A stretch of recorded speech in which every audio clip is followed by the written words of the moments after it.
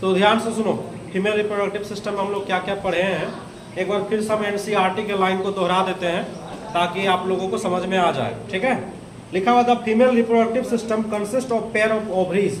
Female reproductive system के अंतर्गत ovaries कितना जोड़ा होता है? 1 पेयर होता है। जिसको नहीं समझ में आ रहा सवाल पूछोगी, और ध्यान से सुनो, ओवरीज कितना जोड़ा होता है? 1 जोड़ा ओवरीज होता है। यानी कि अगर हम बात करें कि फीमेल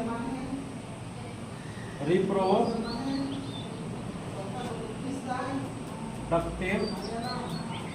सिस्टम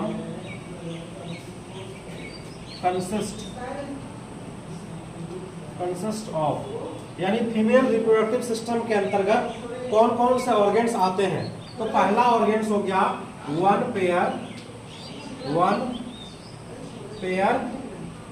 ओवरीज। 1 पेयर क्या होता है? ओवरीज। ओवरीज का मतलब अंडाशय। उसके बाद लिखा along with a pair of oviduct, और 1 जोड़ा क्या होता है? Oviduct. 1 pair oviduct, 1 pair oviduct. अच्छा, ओविडक्ट का मतलब जानते हैं? ओविडक्ट का मतलब फैलोपियन ट्यूब। फैलोपियन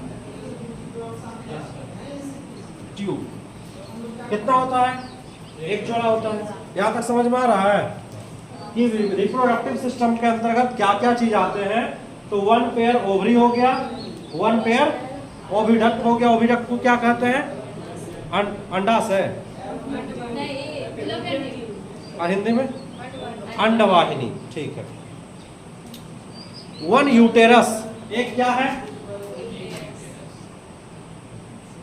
एक यूटेरस, एन यूटेरस, एक क्या है? यूटेरस है। उसके बाद यूटेरस के नीचे क्या होता है? सर्विक्स। सर्विक्स होता है। और सर्विक्स के बाद क्या है? वेजाइना। ये वेजाइना है।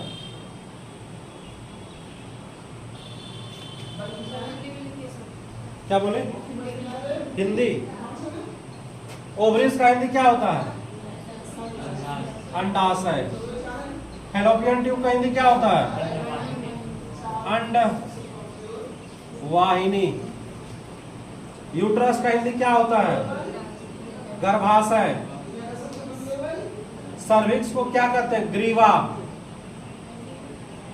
और वेजाइना को क्या कहते हैं? योनि। ये सबका हिंदी हो गया, हिंदी नाम। ठीक है, तो ये सभी जो आपको नाम बताए, ये फीमेल के बॉडी के अंदर है। क्या है? अंदर है। इसलिए ये सभी को इंटरनल जेनेटेलिया कहते हैं। क्या कहते हैं बाबू? इंटरनल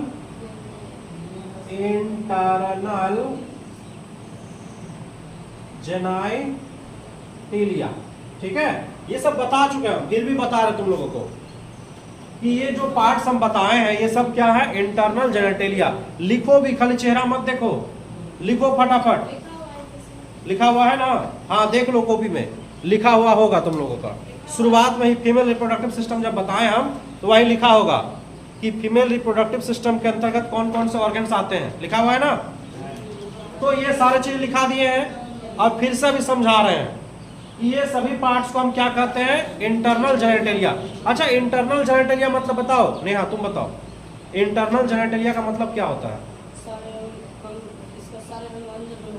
क्या होगा? अंदर में होगा। यानी रिप्रोडक्टिव सिस्टम का वैसा अंग जो बॉडी के अंदर हो, जो बाहर से दिखाई ना दे, उसे क्या कहते हैं? Internal genitalia. और जो बाहर से दिखने वाला ऑर्गन है फीमेल रिप्रोडक्टिव सिस्टम का, एक्सटर्नल जेनेटेलिया है। क्या है? External genitalia. आप बोलोगे सर एक्सटर्नल जेनेटेलिया में क्या क्या आते हैं? एक्सटर्नल जेनेटेलिया, एक्सटर्नल जेनेटेलिया में ध्यान दीजिएगा, कई चीज आते हैं। सबसे पहले जो स्किन का बड़ा फोल्डिंग होता है उसको हम लोग कहते हैं लेबिया मेजोरा। क्या कहा जाता है? Labia majora. उसके बाद फिर जो और छोटा सा फोल्डिंग है उसके अंदर, उसको कहते हैं लेबिया माइनोरा।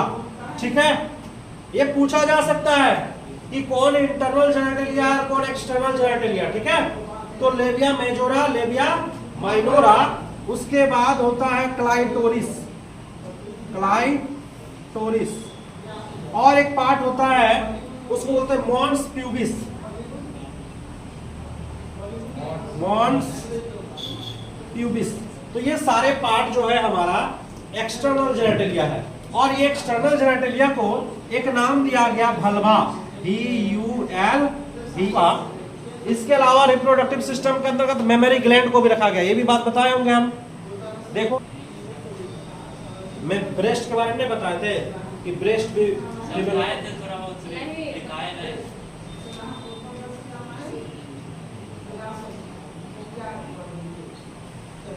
मेमोरी ग्लैंड यानी फीमेल रिप्रोडक्टिव सिस्टम के अंतर्गत ये सारी चीज आते हैं। मेमोरी ग्लैंड मतलब समझते हैं, एक्चुअली में ब्रेस्ट के अंदर होता है। फीमेल का जो ब्रेस्ट है उसके अंदर ये ग्लैंड है, और इसका ये काम क्या करता है, ये मिल्क सिक्रेशन करता है, यानी मिल्क फॉर्मेशन। मिल्क फॉर्मेशन में इतने सारे क्या आते हैं, ऑर्गन्स आते हैं, ठीक है, ये समझ में आ गया। अब ये सारा ऑर्गन्स मिलकर क्या करता है, ध्यान दो, लिखा हुआ है कि are integrated structurally and functionally to support the process of ovulation.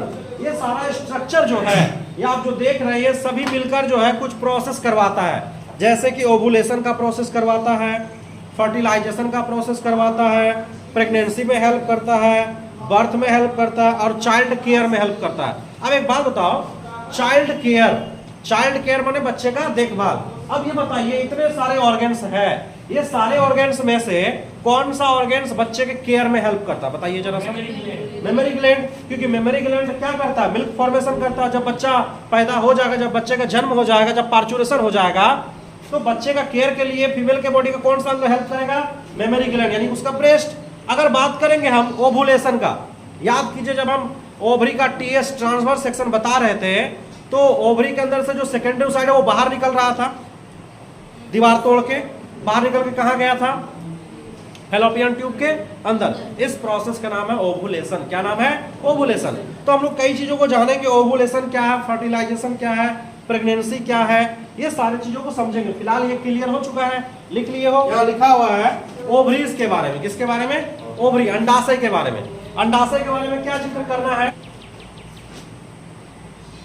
आप लोग शायद लिख चुके हैं ओवरीज के बारे में, और नहीं लिखे तो लिखिए, और अगर लिख चुके तो वो कॉपी को देखिए फिर से कि हम जो बता रहे हैं वो सारा चीज आप नोट डाउन किए हैं या नहीं किए, ठीक है।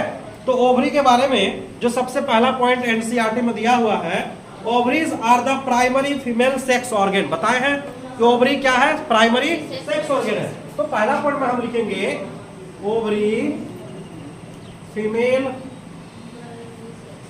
के बॉडी का प्राइमरी सेक्स ऑर्गन है, ये पहला पॉइंट है। आपको लिखा दिए होंगे प्राइमरी सेक्स ऑर्गन। अब हिंदी का लाइन टू लाइन लिखना भी जरूरी नहीं, आप समझ सकते हैं कि ovaries are the primary sex organ, यानी कि ओवरी जो है वो क्या है, प्राइमरी सेक्स ऑर्गन है, that produce the female gamete. और ओवरीज का फंक्शन क्या बताएं, ये क्या किस चीज का निर्माण करता है, फीमेल गैमिट, यानी कि ओवम का फॉर्मेशन करता है। अच्छा, ये क्या प्रोड्यूस कर रहा है, प्रोड्यूस का अगर हम बात करें, या क्या चीज बनाता है, ये निकालता है हार्मोन भी। अच्छा, इसका फंक्शन का अगर बात कर लें डायरेक्ट, इसका फंक्शन बता दीजिए, ओवरीज का फंक्शन बता दीजिए। तो बोले दो फंक्शन, पहला फंक्शन बताए थे कि ये क्या करता है, formation of gamete, formation of female gamete, female gamete. Female gamete का क्या कर रहा है, फॉर्मेशन कर रहा है। बोलोगे सर फीमेल गैमिट का नाम क्या है, तो फीमेल गैमिट का नाम है ओवम। क्या नाम है बाबू, ओवम। दूसरा फंक्शन क्या करता है, ये भी लिखा चुके होंगे हम, ठीक है, लिखाए थे ना। तो यहाँ पर NCERT लाइन टू लाइन हम आगे बढ़ते हैं, जो बताएगा वही हम आप लोगों को बताएंगे। बता रहा है कि ovaries produce the female gamete that is called ovum and several steroid hormones, और बहुत सारे हार्मोन्स निकालते हैं। कैसा hormone, steroids hormone. Steroids hormone का मतलब होता है वसा युक्त हार्मोन, लिपिड युक्त हार्मोन। समझ रहे बात को, जिस हार्मोन का फॉर्मेशन में एक्चुअली में फैट इन्वॉल्व होते हैं, वसा इन्वॉल्व होते हैं, वैसे हार्मोन को स्टेरॉइड्स हार्मोन कहा जाता है। तो ओवरीज जो हार्मोन रिलीज करते हैं, यानी कि ये हार्मोन रिलीज करते हैं, हार्मोन रिलीज करते हैं। और ये कैसा हार्मोन रिलीज करते हैं? Steroid, steroid hormone. आप बोलोगे सर कौन कौन सा हार्मोन है, कौन कौन सा हार्मोन निकालते हैं? तो इस ओवरी से निकलने वाले हार्मोन को ओवेरियन हार्मोन भी कहा जाता है। और इसमें से कौन कौन सा हार्मोन निकलता है आप लोग जानते होंगे। पहला एस्ट्रोजन, कौन सा हार्मोन? एस्ट्रोजन हो गया। और दूसरा क्या हो गया? प्रोजेस्टेरोन। क्लियर है? एस्ट्रोजन और प्रोजेस्टेरोन को, ये दोनों हार्मोन को हम ओवेरियन हार्मोन भी कह सकते हैं। क्या कहेंगे? Ovarian hormone. अच्छा, ओवेरियन हार्मोन क्यों बोले? क्योंकि ओवरी से निकला है दोनों, इसलिए इसका नाम क्या है? Ovarian hormone. कि ओवरी के अंदर जो स्पेस होता है, खाली जगह, उसको क्या कहते हैं? स्ट्रोमा। क्या कहते हैं? हाँ, यानी कि स्पेस ऑफ ओवरी। ओवरीज के अंदर जो खाली जगह है उसे हम लोग क्या कहते हैं बाबू? स्ट्रोमा कहते हैं। क्या कहते हैं उसको? स्ट्रोमा कहते हैं। और स्ट्रोमा का भी दो भाग बताए थे, स्ट्रोमा का भी दो भाग बताए थे। जो बाहर के साइड है, आउटर साइड, जो आउटर साइड है बाबू, उसका नाम क्या बोले थे? कोर्टेक्स। या आप इसको ओवेरियन कॉर्टेक्स बोल सकते हैं, ओवेरियन कॉर्टेक्स। और जो इनर साइड था, अंदर के साइड,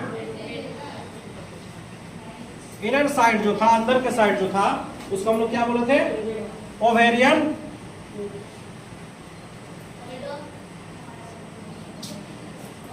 मेडुला। ठीक, साउंड क्लियर आता है? हाँ आ जाता है, माइक लेना पड़ेगा। एक कोई कमेंट्स भी किया था कि माइक लीजिएगा सर, अच्छा रहेगा। ठीक है, तो यहाँ पर स्ट्रोमा जो है, स्ट्रोमा का कितना पार्ट बता दिए हम? दो पार्ट। एक हमारा हो गया बाहर की तरफ जो है ओवेरियन कॉर्टेक्स, और अंदर की तरफ जो पार्ट है उसको हम लोग क्या बोलते हैं? Ovarian medulla. अच्छा ये बताइए, जो फॉलिकल्स का डेवलपमेंट होता है वो किधर होता है? कॉर्टेक्स में या मेडुला में? कॉर्टेक्स में होता है। याद करो, हम बताए थे कि मान लीजिए ये आपका ओवरी है, ठीक है, तो हम बताए थे ना किनारे, यहाँ पर मान लीजिए ये प्राइमरी फॉलिकल है, सेकेंडरी फॉलिकल है, टर्सरी फॉलिकल है, ग्राफियन फॉलिकल है, टूट के बाहर निकल जाता है, कुछ इस तरह का प्रोसेस चलता है। तो बीच में नहीं चलता है, वो साइड साइड में चलता है, किनारे किनारे में चलता है। इसलिए यानी कि सेकेंडरी साइड का फॉर्मेशन हुआ या और भी कोई चीज का फॉर्मेशन हुआ, वो सारे कौन से रीजन में होता है? कॉर्टेक्स में होता है। तो मेडुला में फिर क्या होता है? मेडुला रीजन में बहुत सारे नर्व्स होते हैं, बहुत सारे क्या होते हैं? नर्व्स होते हैं। जैसे ओवरी के अंदर बहुत सारे नर्व्स जाएगा ना, ब्लड वेसल्स जाएगा, कुछ एसएमएस, ब्रेन से एसएमएस जाएगा, तो किसके द्वारा जाएगा? न्यूरॉन्स के द्वारा जाएगा, नर्व्स के द्वारा जाएगा। तो वो सारे नर्व्स, ब्लड वेसल्स वगैरह सब जो है वो किस रीजन में पाए जाते हैं? ओवेरियन मेडुला रीजन में पाया जाता है। ठीक है, समझ में आ गया बात को? चलिए, अब यहाँ बात हो रही है हमारे ओवरीज का कहानी खत्म हो चुका, ओवरीज के बारे में चर्चा क्लियर हो चुका, ठीक है, और आपको हम ओवरीज के बारे में इससे ज्यादा और बता चुके हैं। ठीक है, अभी बात करेंगे अब फेलोपियन ट्यूब का। किसके बारे में चर्चा करेंगे? फेलोपियन ट्यूब का चर्चा करेंगे हम लोग। टॉपिक जो हमारा ओविडक्ट, ओविडक्ट को हम लोग कहते हैं फेलोपियन ट्यूब, फेलोपियन ट्यूब के नाम से भी जानते हैं बाबू। ठीक है, लिखा हुआ है the oviduct uterus and vagina consist of female accessory duct, यानी कि बता रहा फीमेल एसेसरी डक्ट जो है वो कौन कौन है। तो अगर हम बात करेंगे ओविडक्ट का, ओविडक्ट, यूटेरस, उसके बाद एंड वेजाइना, ये तीनों मिलकर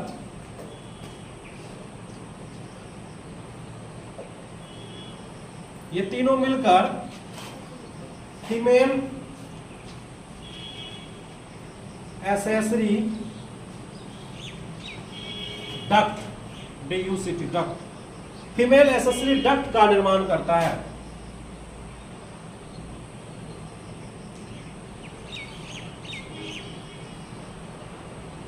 ठीक है। तो आपसे पूछा जाए कि फीमेल एसेसरी डक्ट का नाम बताइए, तो आप बोलिएगा ओविडक्ट, यूट्रस और वेजाइना।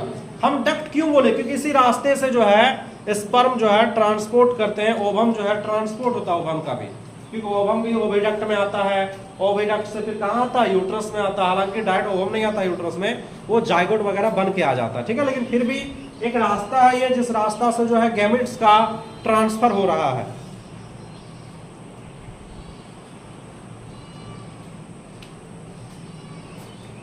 अगर हम बात करें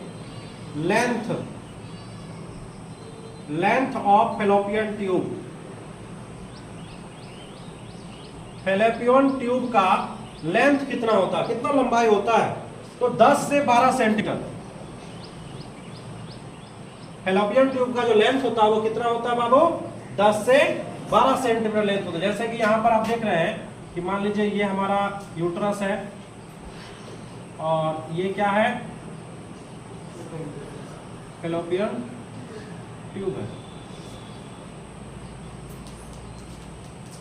ये फेलोपियन ट्यूब है, ठीक है।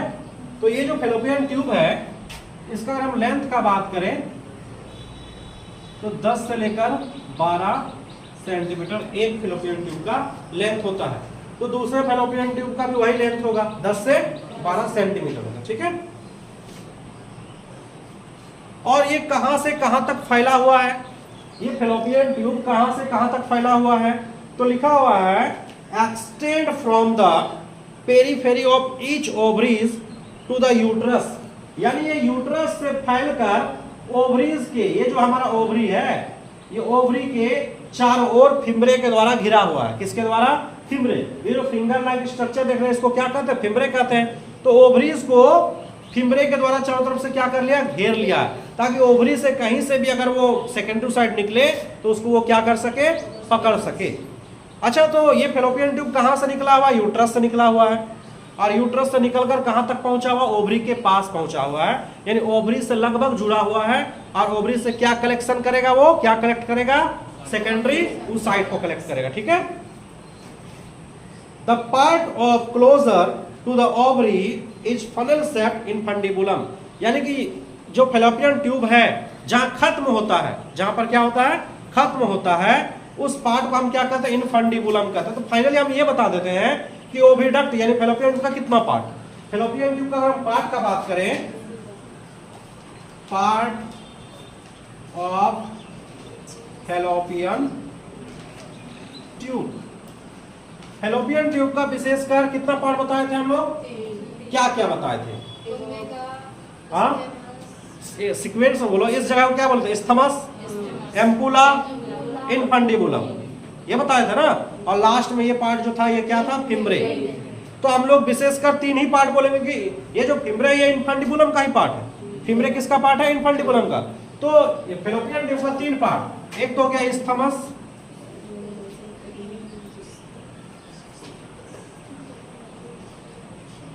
IS होगा, ISTHUMS, स्थमस हो गया, एम्पुला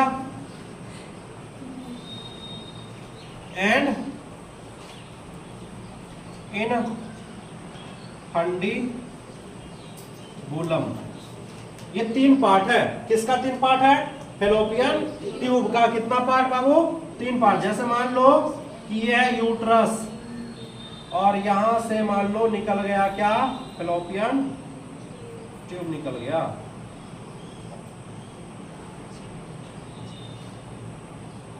ऐसे, ठीक है। तो ये वाला जो पार्ट है, इस वाले पार्ट को क्या कहते हैं, स्थमस। बीच वाले पार्ट को क्या कहते हैं, एम्पुला। और ये वाला पार्ट को क्या कहते हैं, इनफंडिबुलम।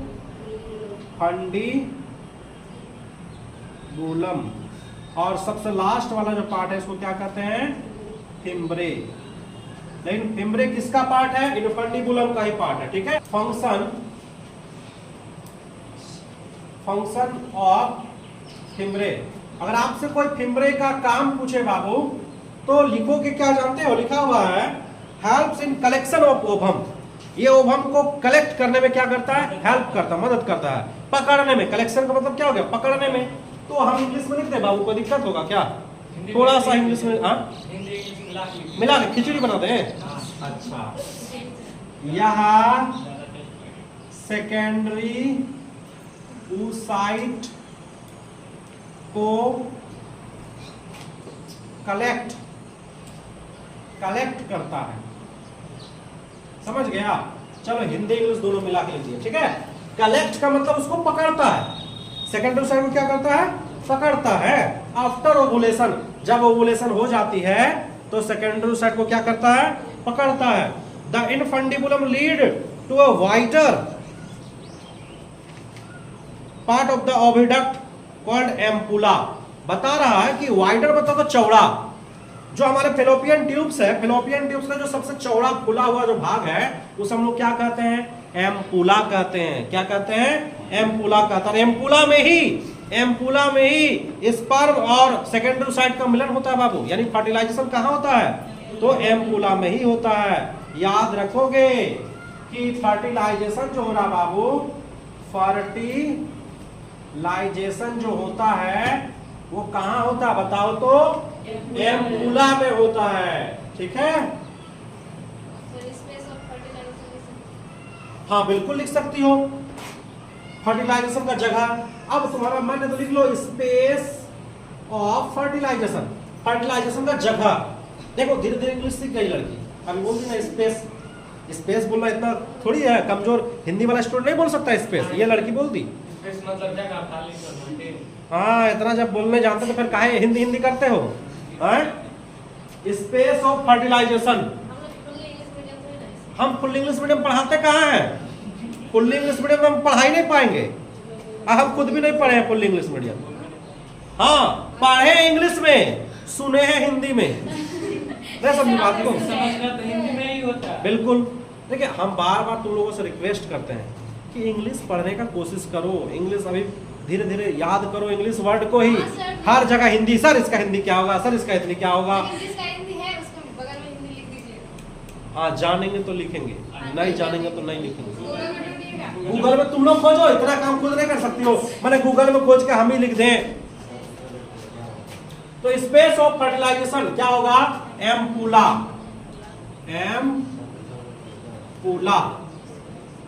एम्पुला क्या होगा बाबू, एम्पुला। और पूरा बोलते हैं एम्पुला स्थमिक, एम्पुला स्थमिक जंक्शन। लिख लो फिर समझाते हैं। एम्पुला स्थमिक जंक्शन, बोलो सर एम्पुला स्थमिक जंक्शन क्या है, नहीं समझ में आ रहा है तो आपको हम समझाते हैं, काहे टेंशन लेते जब हम हैं तो। बोलो सर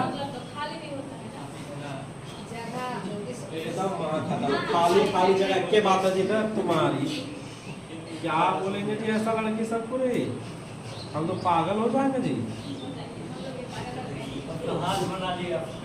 हाँ तो हाथ है, मेरा हाथ ये हाथ नहीं है, फेलोपियन ट्यूब तो हाथ जैसा होता है पगला। तुम जो बोला सर हाथ बना दे, तो हाथ तो है फेलोपियन ट्यूब, घोकड़ा हुआ हम नहीं बनाएंगे, घोकड़ा हुआ। समझो, समझने का मतलब है दोस्त। तो ये वाला जगह का नाम है स्थमस, क्या नाम है, स्थमस।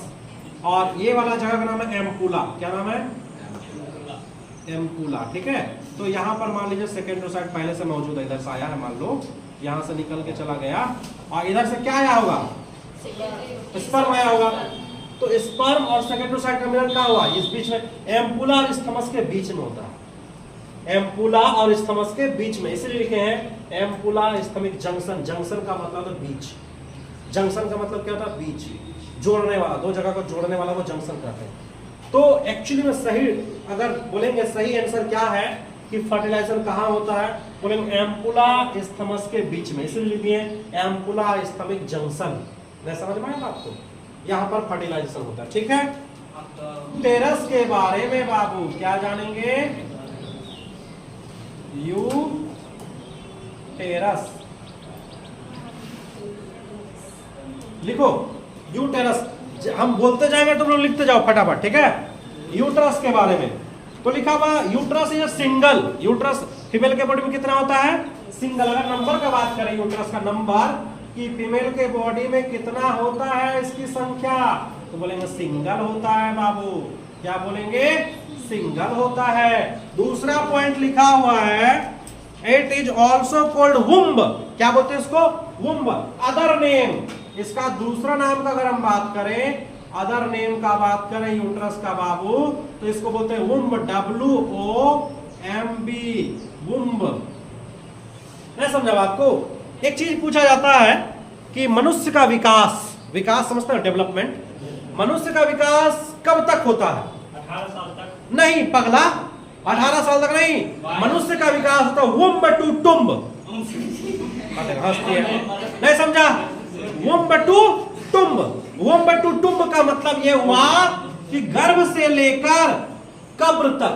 टुम्ब का मतलब वो कब्र, टुम्ब का मतलब क्या हुआ? कब्र। यानी आपका विकास आपके गर्भ से स्टार्ट हो जाता है ना जी। आप जब अपने माँ के पेट के अंदर रहते हैं, माँ के गर्भाशय के अंदर रहते हैं, तभी विकास स्टार्ट हो गया। धीरे छोटा से बड़ा, 1 से 2, 2 से 4, 4 से 8, आंख, मुंह, नाक, कान, हृदय सब बना, तो क्या है? डेवलपमेंट हुआ। जब तुम पैदा हुई, जब तुम धरती पे आई, फिर धीरे धीरे और छोटा सा बड़ी हुई, और तुम किशोरावस्था में गए और बड़ी हुई, युवावस्था, पौड़ावस्था, वृद्धावस्था, फिर से चले गए हम कहां पर चले गए? टुम्ब का मतलब क्या? वो कब्र में। जब कब्र में चले गए, अब धीरे धीरे धीरे धीरे हमारा बॉडी डिसॉल्व होता है, गलता, वो भी एक प्रकार का डेवलपमेंट है। तो यानी मनुष्य का डेवलपमेंट जो होता है, इसीलिए बोलते हैं वुम्ब टू टुम्ब। लिखना नहीं है, हम समझाए ना पगली, हम पढ़ा रहे यूट्रस तो, या टुम्ब कहाँ लिखेगी? हाँ वुम्ब लिखना है, वुम्ब लिखना है, टुम्ब नहीं लिखना है। टुम्ब तो हम समझाएं कि मनुष्य का विकास जो होता है वुम्ब से लेकर टुम्ब तक होता है। टुम्ब का मतलब क्या बोले? कब्र, कब्रिस्तान तक आपका विकास होता है। आप जब धरती पे नहीं आए तब से पहले आपका विकास स्टार्ट हो चुका है। कभी नहीं आएगा ऐसा हम ही पूछ सकते हैं तुम लोगों को।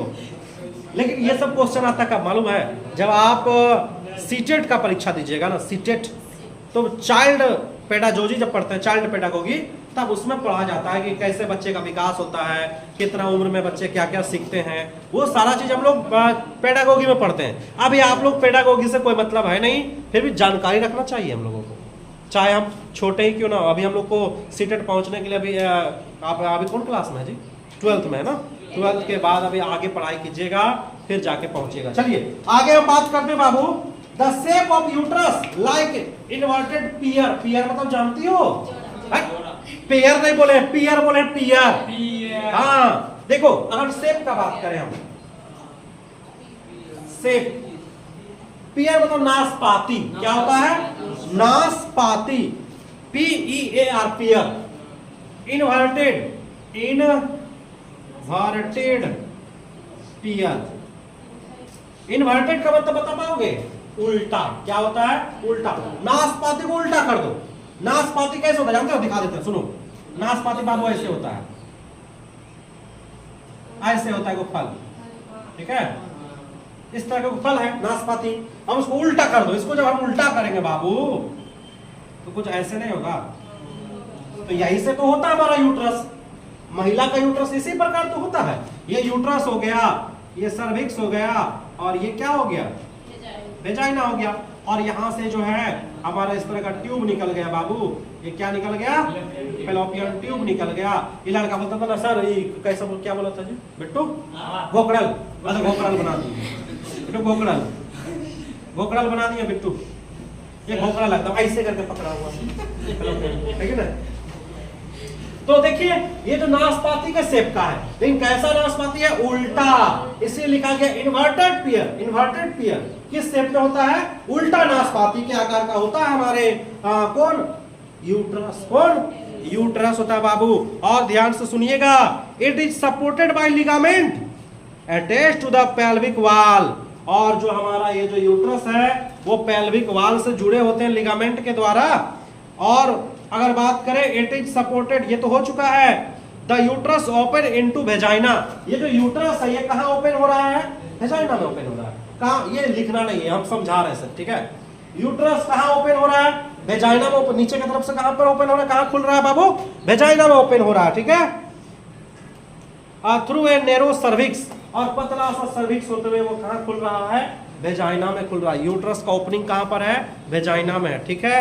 और सुनिएगा ध्यान से, the cavity of the cervix is called cervical canal. और ध्यान से सुनो, ये जो सर्विक्स है ना, सर्विक्स के अंदर ये जो खाली जगह तुम देख रहे हो, ये जो खाली जगह तुम देख रहे हो सर्विक्स के अंदर, ये खाली जगह को कहते हैं सर्विकल कैनाल। तो हम यहाँ लिख देते हैं कि एक्चुअली में जो सर्विक्स है ना, ये भी यूट्रस का ही पार्ट है। किसका पार्ट है? यूट्रस का। यूट्रस का नीचे वाला पार्ट सर्विक्स है। तो हम लोग बोल सकते हैं कि सर्विक्स के कैविटी, कैविटी मतलब खाली जगह, स्पेस मतलब भी खाली जगह। बोलो सर स्पेस मतलब भी खाली जगह, कैविटी मतलब भी खाली जगह, क्यों नहीं हो सकता? जरूर हो सकता है। तो सर्विक्स के कैविटी को सर्विकल कैनाल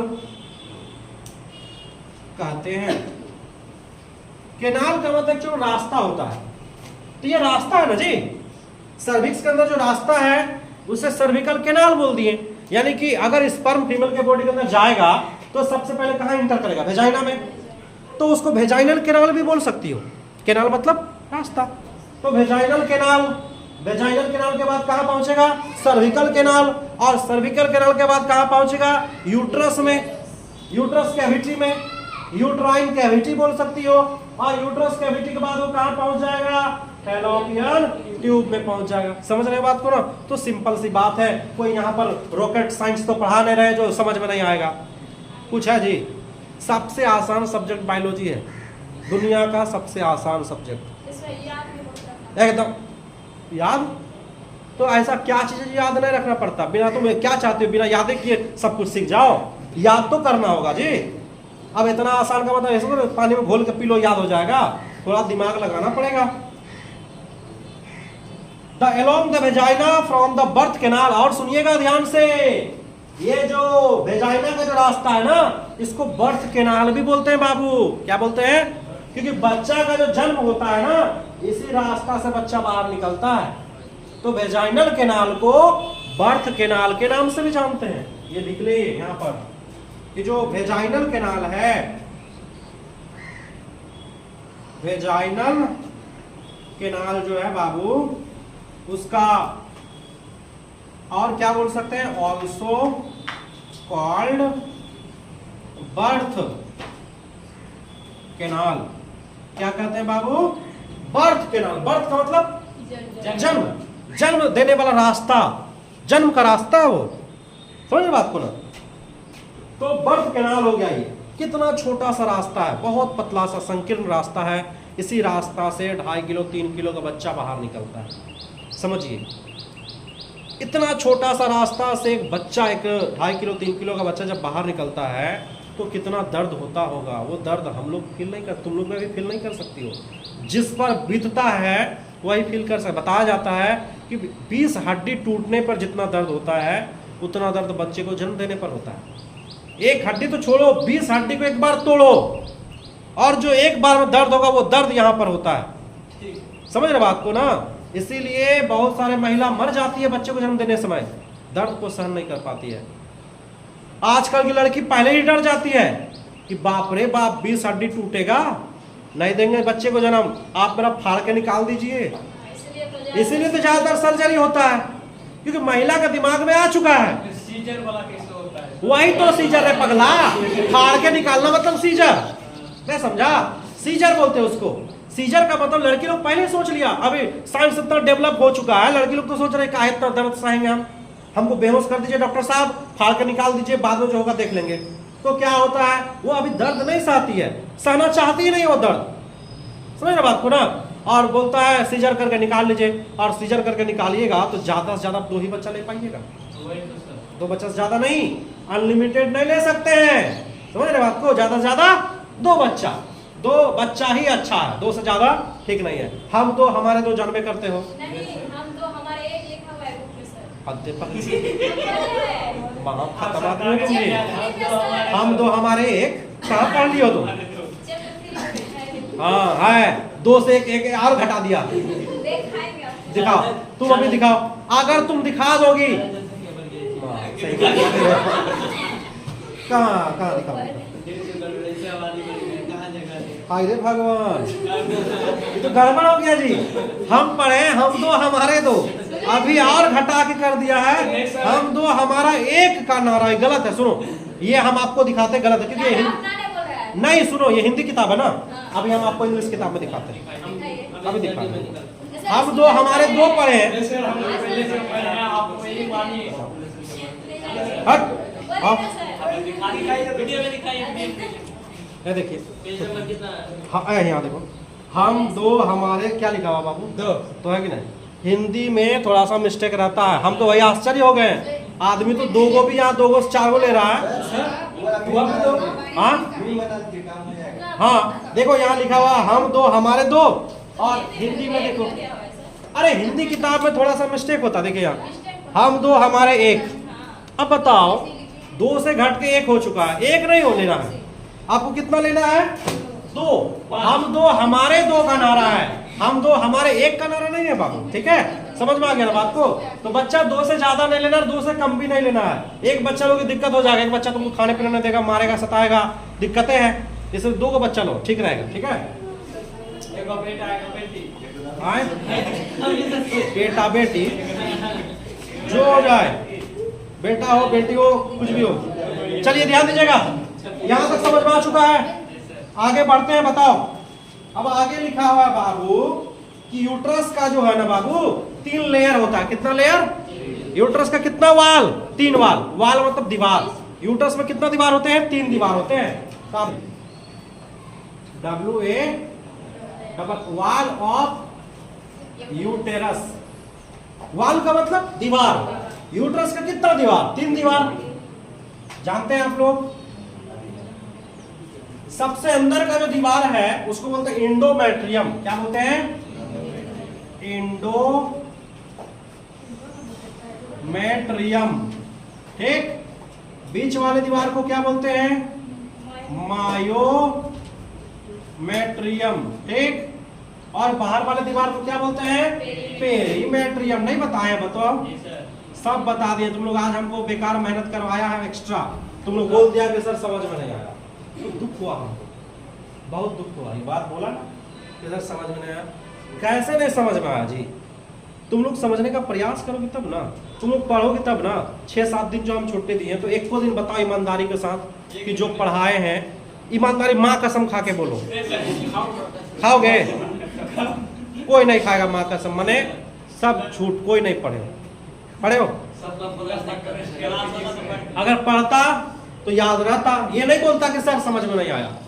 अपने तरफ से एफर्ट करते नहीं हो, चाहती हो कि सब कुछ समझा के दे, लिखा के दे, पढ़ा के दे, सब कुछ हम ही करके दे। तुम लोग अपना मेहनत कुछ नहीं करोगे। तो यूट्रस का 3 वाल हो गया, एंडोमेट्रियम, मायोमेट्रियम और पेरीमेट्रियम। जैसा कि आपको फिगर में अगर हम दिखाना चाहेंगे तो आप ये देखिए बाबू, ये अंदर के तरफ जो दीवार है, इस तरह से दीवार जो आप देख रहे हैं ना, ये दीवार अंदर की तरफ, इसको नाम क्या देते हैं? एंडोमेट्रियम। बीच वाला दीवार को मायोमेट्रियम और बाहर वाले दीवार को पेरीमेट्रियम। ठीक है। और जो महिला के अंदर मेंस्ट्रुअल साइकिल होता है, जिसको मासिक धर्म के नाम से जानते हैं, ऋतुस्राव बोलते हैं, पीरियड बोलते हैं, मेंस बोलते हैं, बहुत तरह तरह का नाम है। हर लड़की का अपना अपना अलग अलग नाम होता है सबका। तो क्या है कि ये जो दीवार है, ये अंदर का जो दीवार है इंडोमेट्रियम, यही टूटता है। यही टूटकर जो है ब्लड के रूप में बाहर होता है, ब्लीडिंग होता है इसी का। कौन सा दीवार का? अंदर का दीवार का। इसी को हम लोग कहते हैं मेंस या मेंस्ट्रुअल साइकिल कहते हैं बाबू। मेंस्ट्रुअल साइकिल कहते हैं। तो पूछा जा सकता है कि मेंस्ट्रुअल साइकिल के दौरान यूट्रस का कौन सा वाल टूटता है? तो क्या बोलोगी? इंडोमेट्रियम। ऐसा नहीं कि यूट्रस का सारा दीवार है, सारा दीवार टूट के बाद तो यूट्रस से गायब हो जाएगा तुम्हारा पेट से। सब दीवार नहीं टूटता है, केवल इंडोमेट्रियम। यही बढ़ता है, यही टूटता है, यही बढ़ता है, यही टूटता है, यही बढ़ता है, यही टूटता है। समझी बात को? इसी अच्छा बताओ, इसको मोटा कौन करता है पल्लवी? एस्ट्रोजन और प्रोजेस्टेरोन। समझ रही हो बात को? कितना दिन तक? 24 दिन तक। 24 दिन तक मोटा होता है। 14 दिन तक मोटा कौन करता है? एस्ट्रोजन। और 10 दिन तक मोटा कौन करता है? प्रोजेस्टेरोन। 14 और 10 कितना रे बुल्टी? 24। 14 और 10 कहाँ रहती थे तुम? नजर नहीं आती हो।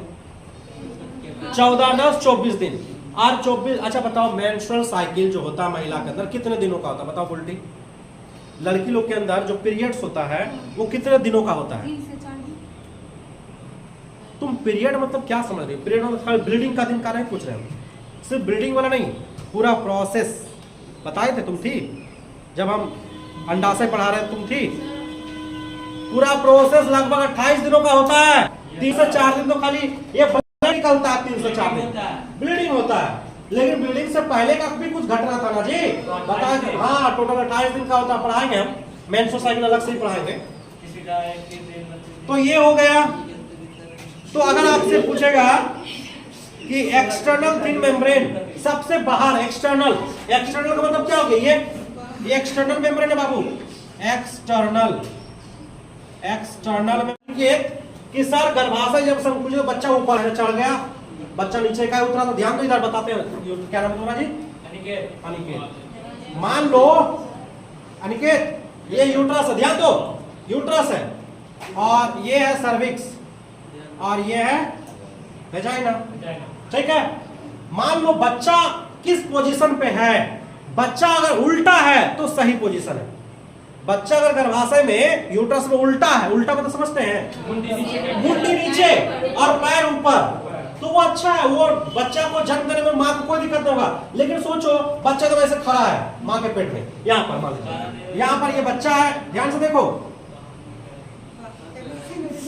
ये बच्चा है, ये बच्चा जब खड़ा है गर्भाशय, अब जैसे वो नीचे उतरेगा, जब यहाँ से नीचे उतरेगा, उतरते समय बच्चा ऐसा हाथ कर देगा। जब हाथ ऐसे कर देगा तो बच्चा जब यहाँ पर पहुंचेगा बाबू, जब बच्चा यहाँ पर पहुंचेगा, उसका एगो हाथ यहाँ फंस जाएगा, वो हाथ यहाँ फंस जाएगा, हो सकता है पैर फंस जाए। तो नीचे उतरने में, जब बाहर निकलने में बच्चा को दिक्कत हो सकता है। इससे बच्चा का मौत हो सकता है, या तो माँ भी मर सकती है। समझ रहे बात को? दूसरा कंडीशन देखिए, दूसरा कंडीशन है, मान लीजिए ये गर्भाशय है, ये सर्विक्स और ये वेजाइना है, ठीक है। बच्चा सोया हुआ, लेटा हुआ, बच्चा इस पोजीशन में है, ऐसे है बच्चा। अब बताओ ऐसे ये निकलेगा? रास्ता तो बहुत छोटा है, उस छोटा रास्ता से कैसे निकलेगा? बच्चा यहां पर आएगा, बच्चा यहां पर फंस गया, यहाँ पर आराम से। ऐसे कंडीशन में बोलता है आपको, डॉक्टर बोलता है, डॉक्टर पहले अल्ट्रासाउंड से देख लेता है कि बच्चा कौन से कंडीशन में है, बच्चा इस पोजीशन में है या बच्चा इस पोजीशन में, बच्चा कौन से पोजीशन में है, डॉक्टर देखता है। डॉक्टर बोलता है देखिए बच्चा इस पोजीशन में है, आपका नॉर्मल डिलीवरी नहीं होने वाला है, तो क्या करना होगा? बता, सीजर करना होगा। तो सीजर करेंगे, काटेगा यहाँ पर और काट के बच्चा को बाहर निकाल देगा, इसको काटेगा, काट के बच्चा को बाहर निकाल। तो सही पोजीशन क्या है डिलीवरी का? डिलीवरी का सही पोजीशन है बाबू कि अगर ये गर्भाशय है आपका, अगर ये यूट्रस है और ये है सर्विक्स और इसके नीचे है वेजाइना, बच्चा का अगर मुंडी नीचे है, मुंडी नीचे और हाथ पैर सब ऊपर, अब बच्चा, अब क्या होगा? देखिए ये तो हमारा गर्भाशय का दीवार है, ये गर्भाशय का दीवार है। अब क्या होगा कि ये गर्भाशय जो दबेगा, दबेगा ऊपर से, दबेगा नीचे से दबने स्टार्ट होगा तो ऊपर चल जाएगा। गर्भाशय का दीवार ऊपर से दबना स्टार्ट होगा। जब ऊपर से दबना स्टार्ट होगा बाबू, ये जो इसके अंदर का जो मायोमेट्रियम है, ये जो मायोमेट्रियम का दीवार है, ये बहुत स्ट्रांग होता है, जोर से दबाता है, जोर से दबाता है। और जब दबेगा तो बच्चा का हाथ पैर दोनों सट जाएगा, सटेगा ना सटेगा? क्योंकि दबे, अभी बच्चा का हाथ पैर दोनों सट जाएगा और बच्चा बाहर, आसानी से बच्चा बाहर निकल जाएगा। तो ये नॉर्मल कंडीशन, अगर इस कंडीशन में बच्चा है डिलीवरी के टाइम, तो डॉक्टर बोलेगा कि आपका नॉर्मल डिलीवरी हो सकता है। लेकिन अगर ये दोनों कंडीशन में हुआ, या कभी कभी बच्चा क्या करता है ना कि इसका जो तार होता है प्लासेंटा, ये तार से खेलते खेलते गले में लपेट लेता तार, क्या समझेगा आपको? गला में जब लपेट लेगा, जब वो नीचे उतरेगा तो क्या बोलते हैं, टेंशन पैदा होगा, गला पे फंस जाएगा, रस्सी जैसे कोई फांसी लगता है वैसे यहाँ बच्चा फांसी, खुद बच्चा फांसी लग जाएगा और मर सकता है बच्चा। तो डॉक्टर सब कुछ देखता है कि वो प्लासेंटा उसके गला में तो है फंसा हुआ है, उसके पैर में तो नहीं फंसा हुआ है, उसका और कहीं तो फंसा नहीं हुआ है। समझ रहे बात को ना? इस तरीके से जब अल्ट्रासाउंड करके देख लेता है कि बच्चा सही कंडीशन में, सही पोजीशन, अगर इस तरह का बच्चा हुआ और गलती से ये पैदा हो गया, तब तो ये बच्चा को बहुत उच्चतम माना जाता है, उच्च कैटेगरी का बच्चा। इसको पैरा पैरी बोलते हैं। पैरा पैरी का मतलब होता है अगर आपका कमर दर्द, सर दर्द, पेट दर्द है तो लात मार देगा तो ठीक हो जाएगा। नहीं समझ आपको? होता कि नहीं होता? गांव घर में देखा होगा कि जिसका जो है पैर से बच्चा पैदा, पहले उसका क्या बाहर निकलेगा? पैर। जब पैर बाहर निकलेगा तो ये बच्चा लाखों में एक होगा, क्योंकि ऐसा जन्म बहुत कम बच्चे का होता है, क्योंकि ये तो मरने वाला पोजीशन है जी, या तो मां मर गया तो बच्चा मरेगा। लेकिन जब दोनों जिंदा हो गया, दोनों बच गया, तो ये बच्चे को बहुत भाग्यशाली माना जाता है। भगवान का देन है ये, भगवान विष्णु इसको भेजा, नहीं समझा बात को? तो भगवान विष्णु जब इसको भेजेगा तो अब ये यूनिक बच्चा हो गया। कैसा बच्चा? हाँ? हम लोग को भगवान विष्णु नहीं भेजा, हम लोग को भेजा को कोई भगवान। देखो हम लोग को भगवान विष्णु जिसको भेजता है वो इस तरह यूनिक बच्चा होता है, समझ बात को? तो ये जो यूनिक बच्चा हुआ, और देखो मेरा जो छोटा भाई बहन है गौरव आरती, वो लोग जुड़वा बच्चा है, ठीक है? और वो लोग, हाँ बोलो क्या बात है, बोलो। शुरू से शिशु का स्ट्रक्चर ऐसे रहता है। देखो बच्चा यूट्रस के अंदर में लिक्विड भरा होता है, पानी जिसको बोलते हैं, वो पानी में बच्चा तैरता रहता है, खेलते रहता है, बच्चा का पोजीशन चेंज होते रहता है बार बार, ठीक है? लेकिन मतलब डिलीवरी के समय अगर बच्चा का, अब डॉक्टर बोल देता है कितना दिन में जन्म होना है बच्चे को, है ना? तो डिलीवरी के समय में वो सही पोजीशन में आ जाना चाहिए, ठीक है? तो डिलीवरी के समय पे सही पोजीशन ये है। अगर बच्चा उल्टा है, माथा नीचे है, तो वो सही पोजीशन है। अगर पैर नीचे है तो वो गलत पोजीशन है। अगर पैर नीचे है, माथा ऊपर है, तो ऐसे पोजीशन में बच्चा का जन्म बहुत रेयर केस में होता है, ठीक है? बहुत मुश्किल होता है। तो ऐसे कंडीशन में बोलता है कि आप सीजर करवा लीजिए। अगर बच्चा इस पोजीशन में है, इस पोजीशन में, तो भी बच्चे का डिलीवरी नहीं, क्योंकि देखिए बच्चा टेढ़ा है, सोया हुआ है, तो सही से निकलेगा नहीं। तो यहाँ भी बच्चे को बताया जाता है कि आप सीजर करके निकालिए बच्चे को। सही पोजीशन ये है, माथा नीचे, सर नीचे हो, पैर ऊपर हो।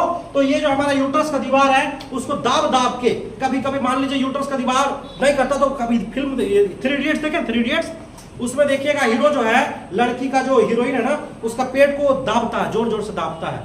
दाबने से क्या होगा? ऊपर से, अब नीचे से नहीं दाबना स्टार्ट करेगा, ऊपर से दाबेगा। जब ऊपर से दाबेगा तो प्रेशर पड़ेगा, और प्रेशर से जो बच्चा बाहर निकल जाएगा। ऐसे कंडीशन में एक इंजेक्शन दिया जाता है। इंजेक्शन का नाम है ऑक्सीटोसिन। क्या नाम है जी? ऑक्सीटोसिन। ऑक्सीटोसिन इंजेक्शन से होता क्या है कि यूट्रस का कॉन्ट्रैक्शन पैदा होता है। क्या पैदा होता है? कॉन्ट्रैक्शन। इसीलिए ऑक्सीटोसिन हार्मोन को बर्थ हार्मोन के नाम से भी जाना, क्योंकि जब बच्चा जन्म होता है ना, उस टाइम पे ये हार्मोन महिला की बॉडी से बहुत ज्यादा निकलता है, बहुत ज्यादा निकलता है। और ये निकलता कहां से जानती हो? पिट्यूटरी ग्लैंड से। कहां से? हाँ, और पिट्यूटरी ग्लैंड से निकल कर आकर कहां पर पड़ता है? गर्भाशय के दीवार में पड़ता है। और गर्भाशय के दीवार में जैसे पड़ेगा तो ये बच्चा आसानी से क्या होगा? बाहर निकल जाएगा। तो सही पोजीशन ये वाला है, सर नीचे पैर ऊपर, इस पोजीशन पर रहेगा तो बच्चा आसानी से निकल सकता है। बाद में ये दोनों पोजीशन पर रहेगा तो बच्चा नहीं निकलेगा। क्या सवाल पूछा तुम?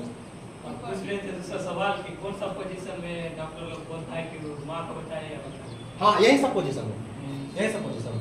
देखो डॉक्टर पहले सवाल पूछता था कि माँ को बचाएं या बच्चा को, जब हमारा मेडिकल साइंस इतना डेवलप नहीं था। अब हम बच्चे को भी बचा सकते हैं और माँ को भी बचा सकते हैं, ऐसा हमारा मेडिकल साइंस डेवलप कर चुका है। अभी डॉक्टर ये नहीं पूछता है कि माँ को बचाए बच्चा को, फिर गार्जियन पीट देगा उसी को, नहीं समझा?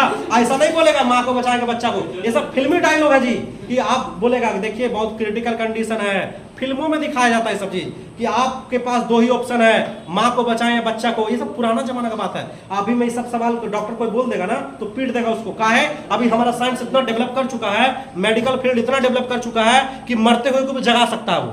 तो छोड़ दो, मतलब मरा हुआ को नहीं जगाएगा, मरते हुए को, मतलब जो बहुत ज्यादा क्रिटिकल कंडीशन पहुंच चुका है उसको ही बचाया जा सकता है। समझ रहे बात को? बस वो सही जगह पर पहुंच जाए, सही डॉक्टर के पास पहुंच जाए। नहीं तो जो अच्छा आदमी उसको तो मार देगा डॉक्टर जी, मेरे दादा को मार दिया है वो, नहीं समझ बात को? तो खैर अच्छा आदमी को मार देता है। तो डॉक्टर भगवान भी है और डॉक्टर शैतान भी है, दोनों है। डॉक्टर ही तो भगवान का दूसरा क्यों है? बोलते क्यों है? क्योंकि भगवान आपको बचा भी सकता है और भगवान आपको मार भी सकता है। डॉक्टर तो वही है, भगवान वही है, शैतान वही है। वो चाहे तो आपको मार सकता है, वो चाहे तो आपको बचा सकता है। तो फिलहाल ये हम लोग बताएं कि कैसे जो है हमारे बच्चे का जन्म होता है। नॉर्मल कंडीशन कौन है इसमें से? तीसरा। और ये दोनों एबनॉर्मल कंडीशन है। और भी कुछ कंडीशन है कि वो प्लासेंटा अपने गला में लपेट लेगा, है ना? तो गला में लपेट लेगा तो वो बाहर नहीं निकल सकता। तो बहुत तरह कंडीशन है। फिर मिलेंगे हम लोग अगले वीडियो में। नहीं समझ बात को? आज के लिए इतना ही, धन्यवाद।